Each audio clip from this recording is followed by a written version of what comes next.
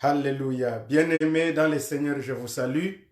Au nom du Seigneur Jésus-Christ, que Dieu vous bénisse encore une fois, que Dieu vous garde, que Dieu vous protège. Aujourd'hui, c'est encore un jour merveilleux que le Seigneur nous accorde pour que nous puissions parler de sa parole. Alors, nous allons lire aujourd'hui dans l'Évangile selon saint Marc, le chapitre 10. Nous commencerons du verset 17 et là, nous irons jusqu'au verset 27. Mais nous lirons également 1 Roi, chapitre 19, 19 à 21. Lisons au nom du Seigneur Jésus-Christ. En commençant par Marc, chapitre 10, nous sommes au verset 17. Comme Jésus se mettait en chemin, un homme accourut et se jetant à genoux devant lui. Bon maître, lui demanda-t-il, que dois-je faire pour hériter la vie éternelle? Jésus lui dit, pourquoi m'appelles-tu bon? Il n'y a de bon que Dieu seul. Tu connais les commandements, tu ne commettras point d'adultère, tu ne tueras point, tu ne désobéiras point, tu ne diras point de faux témoignages, tu ne feras tort à personne, honore ton père et ta mère. Il lui répondit, Maître, j'ai observé toutes ces choses dès ma jeunesse. Jésus, l'ayant regardé, l'aima et lui dit, il te manque une chose. Va, vends tout ce que tu as, donne-le aux pauvres et tu auras un trésor dans les ciels. Puis viens et suis-moi. Mais affligé de cette parole, cet homme s'en alla tout triste, car il avait de grands biens. Jésus regarda autour de lui, dit à ses disciples qu'il sera difficile à ceux qui ont des richesses d'entrer dans le royaume de Dieu. Les disciples furent étonnés de ce que Jésus parlait ainsi, et reprenant, il leur dit, mes enfants, qu'il est difficile à ceux qui se confient dans les richesses d'entrer dans le royaume de Dieu. Amen. Il est plus facile à un chameau de passer par les trous d'une aiguille qu'à un riche d'entrer dans le royaume de Dieu. Les disciples furent encore plus étonnés et ils se dirent les uns aux autres, et qui peut être sauvé? Jésus les regarda et dit, cela est impossible aux hommes, mais non à Dieu, car tout est possible à Dieu. Gloire soit rendue au Seigneur Jésus-Christ. 1 Roi, le second livre de Roi, chapitre 19, verset 19, et nous allons jusqu'au verset 21. Élie partit de là et il trouva Élisée, fils de Shaphat, lui qui labourait. Il y avait devant lui 12 paires de bœufs et il était avec la 12e. Élie s'approcha de lui et il jeta sur lui son manteau. Élisée quitta ses bœufs, courut après Élie et dit, laisse-moi embrasser mon père et ma mère et je te suivrai. Élie lui répondit, va et reviens car pense à ce que je t'ai fait. Après s'être éloigné d'Élie, il revint prendre une paire de bœufs qu'il offrit en sacrifice avec l'attelage des bœufs et fit cuire leur chair et la donna à manger au peuple. Puis il se leva, suivit Élie et fit à son service. Amen. Ici, il y a des textes que nous allons comparer aujourd'hui. Nous allons comparer les textes où Élie appelle Élisée afin de les suivre. Et ici, nous voyons un autre monsieur, Marc, qui lui, c'est lui-même qui s'approche de Jésus et qui voudrait suivre Jésus parce qu'il a besoin de la vie éternelle. Et quand nous allons faire la comparaison de ces textes, vous allez découvrir que notre sujet va s'intituler « Qu'est-ce qui te manque ?» Qu'est-ce qui te manque? Parce que Jésus, après avoir parlé à cet homme, lui dit, il te manque une chose. Et quand vous regardez même Élie aussi, lorsqu'il parle à Élisée, il lui manquait une chose pour qu'il puisse le suivre. Alors nous allons prier. Seigneur Dieu, nous te rendons gloire car tu es bon et tu es merveilleux. Nous te présentons, Seigneur, cet enseignement de ce jour. Daigne nous révéler ta parole. Parle à chacun de nous parce que nous voulons, Seigneur, être tes bons disciples. Nous voulons te suivre, nous voulons avoir la vie éternelle, nous voulons, Seigneur, marcher selon ta volonté. Aide tout un chacun de nous à bien discerner et à appréhender l'essence de cette parole au nom de Jésus-Christ. Amen. Que le nom du Seigneur Jésus-Christ soit béni. Alors, je vous accueille tous au nom du Seigneur Jésus et je suis ému de joie de vous connaître si nombreux et surtout vos commentaires. Ne manquez pas également de pouvoir partager la vidéo et si jamais vous l'avez manqué sur Facebook, la plupart de mes vidéos aujourd'hui sont également sur YouTube et vous pouvez les suivre. Il suffit juste d'écrire le nom Mwami Tchokoro et c'est fini. Et vous allez vérifier n'importe quelle vidéo que vous voudrez et vous allez les trouver. Et je suis pertinemment béni, que Dieu vous bénira. Et j'ai besoin de vos réactions. J'ai besoin, bien aimé dans le Seigneur, de vos conseils. J'ai besoin également que vous puissiez partager la vidéo et Dieu nous bénira ensemble. Alors, dernièrement, nous parlions de la primauté du caractère dans le leadership chrétien, bien sûr. Et là, on avait pu comparer des grands hommes de Dieu. On a vu Samson et puis on a vu Joseph. En Samson, nous avons trouvé un homme qui était fort physiquement, alors que Joseph était fort de caractère. Samson avait impressionné les hommes, pendant que Joseph a dû impressionner Dieu. La conséquence, Samson est mort, n'ayant plus de yeux. On l'avait troué les yeux. Il avait perdu sa position, alors que Joseph, il est mort dans une position de puissance. Ça nous a permis à comprendre, bien aimés, dans le Seigneur, que le caractère est plus fort et même plus important que les talents, que les ministères. Le caractère est très important que la puissance physique, que la puissance même spirituelle. D'autant plus que le siècle que nous vivons aujourd'hui, c'est un siècle où les gens rêvent avoir de l'influence, les gens rêvent avoir de la puissance, les gens souhaitent qu'on leur salue avec respect et honneur, comme c'était au temps de Jésus-Christ avec les pharisiens, les scribes, les sadducéens et qu'en sais-je encore. Cependant, en lisant la parole de Dieu, nous avons compris que ce qui est de très cher d'un homme de Dieu, ça doit être de travailler votre caractère. Et là, nous avons défini le caractère comme étant cette motivation-là interne qui nous fait faire ce qui est correct, pas ce qui est approuvé, mais ce qui est correct. Donc, c'est la chose la plus importante parmi toutes les vertus qui existent. Mais il requiert un courage exceptionnel. Il requiert de l'honnêteté, de la loyauté envers soi-même. Et ce n'est que de cette façon-là que nous pourrions dormir la conscience tranquille en faisant ce qui est correct à chaque instant et non ce qui est opportun.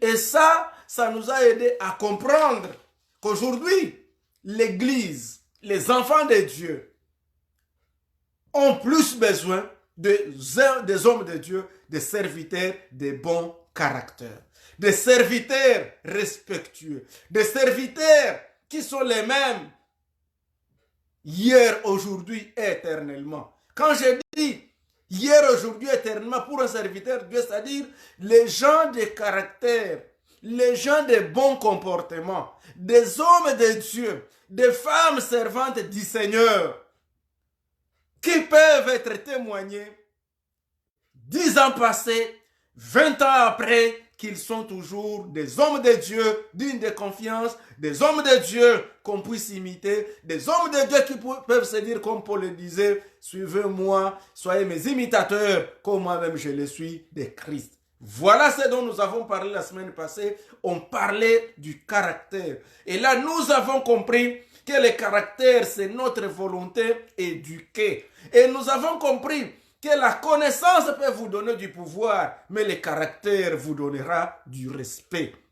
Nous avons compris qu'en tant que serviteurs de Dieu de ce siècle, nous devons arrêter de nous fier de l'onction, de nous fier sur la puissance, de nous fier sur les miracles, de nous fier sur les révélations. Nous devons arriver à convaincre ce monde par notre caractère. Et nous avons un modèle à suivre. D'abord Jésus-Christ.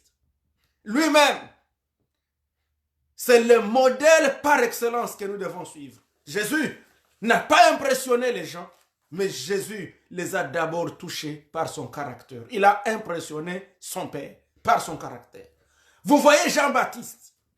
Jean-Baptiste n'a fait aucun miracle. Cependant, c'était un homme respectué par tous les pharisiens. Il était respectué à cause de son caractère. Même le roi le respectait. Vous voyez Joseph. Joseph était un homme respecté. Même en dehors de son pays, Joseph a fait montre de caractère, de bon caractère d'un enfant, un serviteur de Dieu.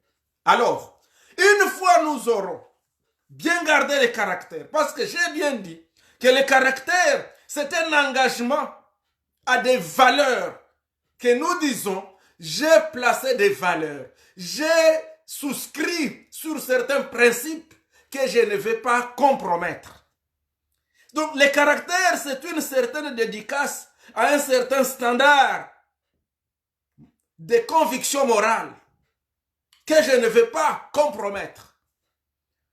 Et cela, bien aimé dans le Seigneur, le caractère, c'est une discipline, une auto-imposition disciplinaire. Donc vous prenez une certaine discipline, vous vous imposez vous-même.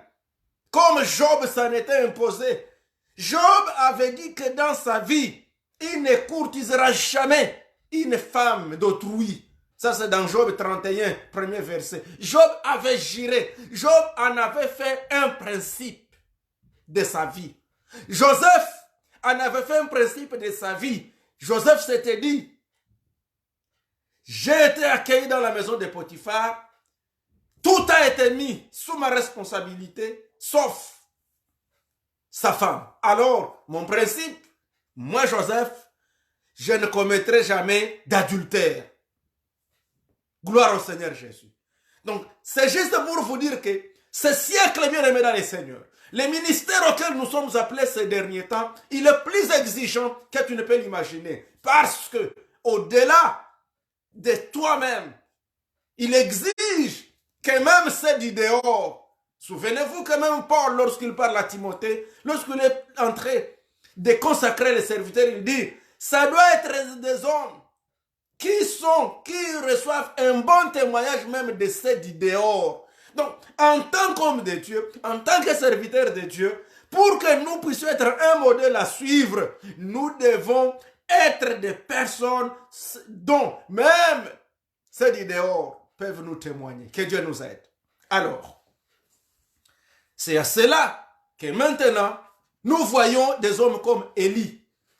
C'est à cela que nous voyons Jésus lui-même comme modèle. Et Jésus ayant été un homme de caractère, un homme qui s'est respecté, et un homme riche a vu comment Jésus a vécu. Jésus n'avait pas les biens de ce monde. Jésus n'avait pas d'argent matériel qui aurait dû impressionner un homme riche comme celui-ci. Mais ce qui a impressionné cet homme en Jésus, c'est son caractère, c'est sa façon de vivre. Et finalement, la Bible dit, comme Jésus se mettait en chemin, un homme est accouru et s'est jeté à genoux devant Jésus. Il dit, bon maître, lui demanda-t-il, que dois-je faire pour hériter la vie éternelle? Donc il a compris que son argent ne lui suffisait pas. Il a compris que cet homme que je vois, qui n'a qu'une seule tunique, qui n'a que des sandales, qui sillonne de village en village, mais il a quelque chose que moi je n'ai pas. C'est vrai, j'ai l'argent, mais il y a ce qui me manque. Et notre sujet s'intitule « Qu'est-ce qui te manque ?» Qu'est-ce qui te manque? Cet homme a compris, je manque quelque chose. Et la chose que je manque, le monsieur Jésus, il a cette chose-là. Et il est venu lui dire, bon maître, que dois-je faire pour hériter le royaume des cieux? Et Jésus lui répondit, il dit, pour hériter la vie éternelle. Jésus lui répondit, pourquoi m'appelles-tu bon?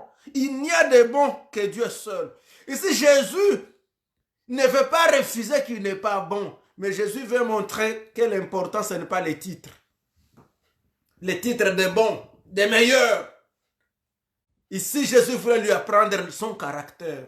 Et il s'est dit, mais il n'a pas refusé d'être appelé maître, parce qu'il a compris que son caractère, son comportement, sa vie, ce sont des enseignements.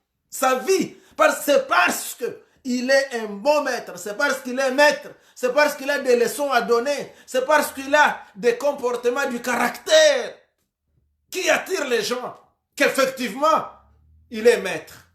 Et il lui pose la question, il dit, tu connais les commandements? Tu ne commettras point d'adultère. Donc ici, Jésus revient au problème des caractères. Et ici, je vais y arriver, aux principes moraux. Il dit, tu ne commettras point d'adultère. Ça, c'est de la moralité. Tu ne tueras point, tu ne déroberas point, tu ne diras point de faux témoignages, tu ne feras tort à personne, honore ton père. Donc ici, Jésus les ramène auprès du caractère. Et Jésus veut lui demander en d'autres termes. Il y a des principes qui ont déjà été établis.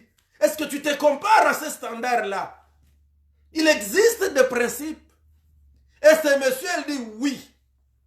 Tout cela, j'ai observé dès ma jeunesse. Jésus l'ayant regardé, l'aima. Oh, alléluia. Donc Jésus aime quand quelqu'un lui montre. Il y a déjà une étape.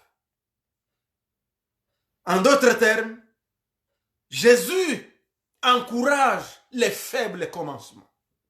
Jésus encourage les débuts. Cet homme, il a témoigné au Seigneur qu'il a observé les commandements de sa jeunesse. Alors ici, il y a des éléments que nous allons retirer de ce texte. Ici, nous avons des éléments ou des principes moraux. La moralité. Donc, il avait un principe, ce monsieur, il était riche, il avait son argent, mais il se disait, moi, l'adultère, j'ai dit non. Je ne tuerai personne, je ne déroberai personne. Ce sont des principes qu'il a respectés, des principes qui sont dans la loi. Et il les a respectés. Je ne commettrai point d'adultère. Donc, c'était un homme qui a montré un caractère. Et ce caractère ici, ça s'appelle la moralité. Mais à cela s'ajoute aussi le caractère religieux. C'est un homme religieux. Religieux pourquoi? Parce que la Bible nous dit, il dit, je les ai respectés, tout ceci, depuis ma jeunesse. En d'autres termes, comme il s'agissait de la loi de Moïse, c'était un juif. Il comprenait, il avait cette religiosité. En d'autres termes, il était intéressé par les choses spirituelles, les choses de Dieu. Et c'est là, bien aimé dans le Seigneur, que je souhaite que nous comprenions aujourd'hui.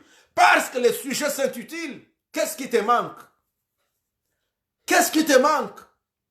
Aujourd'hui, nous connaissons des gens. Ils ont une bonne moralité. Quand vous les regardez, au niveau de la moralité, vous ne lui reprochez absolument rien. C'est un religieux. Il va à l'église. Il se donne. Vous le voyez aller à l'église. Et en dehors de cela, c'est un homme spirituel. Il aime les choses de Dieu. C'est une femme qui aime les choses de Dieu.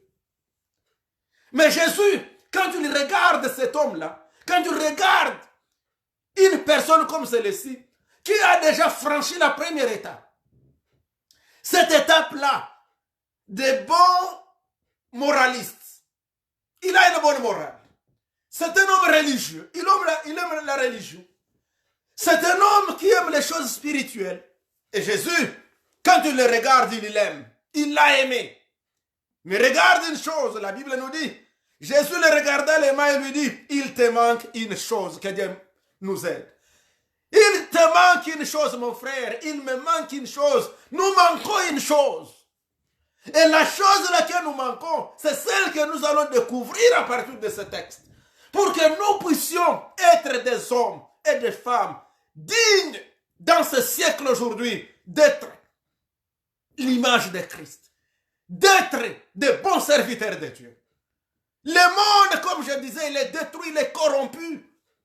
Ils sont nombreux qui aiment la Bible, sont nombreux qui aiment la parole de Dieu, sont nombreux qui aiment prêcher, sont nombreux qui aiment les choses de Dieu. Mais il te manque une chose qu'il faut bien compléter. La chose, c'est quoi? La Bible nous dit, Jésus lui dit, il te manque une chose, va, vends tout ce que tu as, donne-le aux pauvres et tu auras un trésor dans le ciel. Puis, viens et suis-moi. Mais, affligé de cette parole, cet homme s'en alla tout triste, car il avait de grands biens. Je vais vous dire une chose. Quand je dis il te manque une chose, loin de moi l'idée de croire que la chose qui te manque, c'est de vendre ce que tu as. Ce n'était pas ça la mission de Jésus. Il faut bien lire les textes bibliques. L'objectif de Jésus, c'était pas que cet homme puisse vendre ses biens. L'objectif de Jésus, c'était de prouver cet homme, est-ce que réellement, avec ta moralité, avec ta religiosité, avec ta spiritualité, est-ce que tu as l'amour? Parce que le plus grand de tous ces commandements-là, que le monsieur avait déclaré connaître, la Bible nous dit, Jésus l'avait même bien enseigné, il dit, quand on lui posa, parce qu'un autre monsieur était venu poser la question à Jésus, à savoir quel est le plus grand de tous les commandements, et Jésus lui dit, tu aimeras l'Éternel, ton Dieu, de tout ton cœur, et de toute ton âme, de toutes tes pensées, et de toutes tes forces. Et le second qui lui est semblable, tu aimeras ton frère comme toi-même. Donc, et Jésus résume donc le plus grand commandement, c'est l'amour. Alors, comme ces messieurs, tu ne commets plus d'adultère, tu ne voles pas, tu es là, tu connais, est-ce que réellement tu as l'amour? Et ici, Jésus, pour se rassurer que le monsieur a l'amour, il lui propose, il dit, évidemment tu as beaucoup de biens, et tu veux avoir la vie éternelle. Ce que tu fais seulement, partage ce que tu as avec les autres. Vends ce que tu... En d'autres termes, ce que tu aimes de plus cher, ce que tu as de plus... Est-ce que tu peux le sacrifier à cause de cette vie éternelle? Et c'est pourquoi même la Bible nous dit que lorsque Jésus... Vous savez une chose qui nous a beaucoup étonnés, quand vous faites la lecture de ce texte, c'est curieux. Jésus, de Dieu qu'il est, Jésus a prêché avec toute onction et tout pouvoir. Mais Jésus n'a pas réussi à convertir ces messieurs. C'est dangereux dans ce monde. Et quand nous faisons l'analyse du texte, c'est tellement étonnant que Jésus ne l'a même pas supplié. Parce que la Bible dit, lorsque Jésus lui dit d'aller vendre tout ce qu'il avait et qu'il puisse partager avec les pauvres, et quand c'est après qu'il va venir suivre le Seigneur, et là aussi nous allons bien parler de ces choses. Vous savez qu'est-ce qui se passe curieusement? La Bible nous dit, cet homme était affligé et il est parti tout triste car il avait de grands biens. En d'autres termes, il n'était pas prêt à sacrifier. Or, si nous revenons en arrière, je vous ai lu un autre texte dans le livre de Rois. Il a s'agit de quel texte vous vous rappelez? C'est le texte Élie et Élisée. La Bible nous dit que Élie rencontre Élisée et il lui dit, suis-moi. Et avant qu'il ne puisse le suivre, Élisée gardait 12 paires de bœufs de son père. Donc, en d'autres termes, 24 bœufs de son père qu'on utilisait pour cultiver les champs. Parce que le père, son père Shaphat, le père d'Élisée, c'était un fermier, c'était un cultivateur. Il avait 12, et quand on vous parle de 12 paires de bœufs, juste pour l'agriculture, à ce temps-là, donc c'était une famille riche. Élisée était responsable d'une grande entreprise, une entreprise agricole. Et cet homme ici, c'était un homme respecté. Élisée était un homme fort, c'était un homme puissant. Dans son village, dans sa ville, Élie n'avait absolument rien. Parce que quand vous lisez bien l'histoire d'Élie, Élie, c'est comme on le comparait, c'est aussi l'image de Christ. Christ n'avait rien non plus physiquement comme matériel, mais le caractère, l'onction, la présence de Dieu était plus que tout. Aujourd'hui, nous oublions, bien aimés dans le Seigneur. Dans le ministère, nous avons plus besoin de la présence de Dieu que de l'onction, que des miracles. Nous avons besoin de la présence de Dieu que de l'influence. Nous avons besoin de la présence de Dieu que de la richesse. Nous avons besoin de la présence de Dieu plus que tout. Car, évidemment, la présence de Dieu attire tout ce dont vous aurez besoin. Alors, Élisée, comme on le lisait dans un roi, Élisée a répondu. Élie partit de là et il trouva Élisée, fils de Shaphat, qui labourait.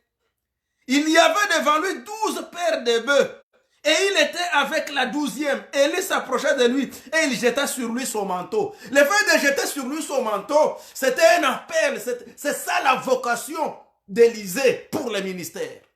C'était pour lui dire, Élie vient. Élisée vient pour le ministère. Élisée quitta ses bœufs, donc il sacrifia ses bœufs, il courut, comme le jeune homme là aussi avait couru derrière Jésus. Mais regarde la différence. Cet homme, lorsqu'il a couru derrière Jésus, quand Jésus lui a montré les prix à payer, bien aimé, le ministère a un prix à payer. Suivre Jésus a un prix à payer. Être un bon chrétien a un prix à payer. Et ce prix-là, si vous ne pouvez pas accepter de le payer, Jésus ne fera rien. C'est terrible. Lorsque ce jeune homme a refusé de sacrifier ses richesses, de prouver l'amour, d'être prêt à porter sa croix, parce que ça signifie aussi être prêt à porter sa croix. Et porter la croix ne signifie pas les souffrances, ne signifie pas porter les difficultés. Non, porter la croix signifie accepter qu'advienne que pourra, mourir pour Christ. Je veux vivre pour Christ. Parce que nous devons comprendre la souffrance. Même les non-croyants traversent les souffrances. Les chrétiens traversent les souffrances. Donc la souffrance, ce n'est pas ça porter sa croix. Mais porter sa croix signifie cette ferme conviction-là en Dieu toi-même, cette décision-là, ce principe-là que tu as pris, ce standard-là, moi ou Christ ou rien, ou la vie éternelle ou rien. Pas question de religion, pas question, je ne sais pas moi, de la moralité, pas question de la spiritualité, tout simplement parce que j'aime les choses spirituelles. Non, le principe c'est que mourir ou vivre pour Christ, moi c'est jusqu'au bout. Jusqu'au bout, je vais te suivre dans les bons, les mauvais jours. À toi pour mourir et vivre, à toi Jésus pour toujours. C'est ça.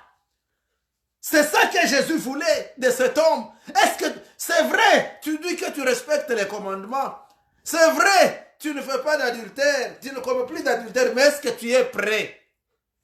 Est-ce que tu es prêt à m'aimer plus que tout? Est-ce que tu as cet amour-là? Et voilà, chez Élisée, la Bible nous dit, Élisée quitta ses bœufs, courut après Élie et dit, laisse-moi embrasser mon père et ma mère, et je te suivrai.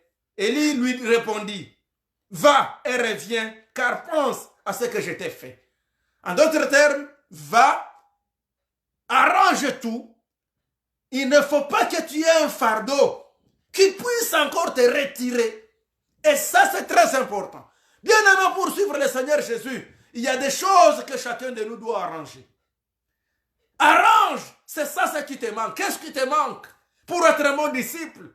Il te manque cet amour profond. Il te manque ce niveau de comprendre que j'ai des standards. Le caractère chrétien m'oblige à un certain moment d'accepter ce sacrifice, d'accepter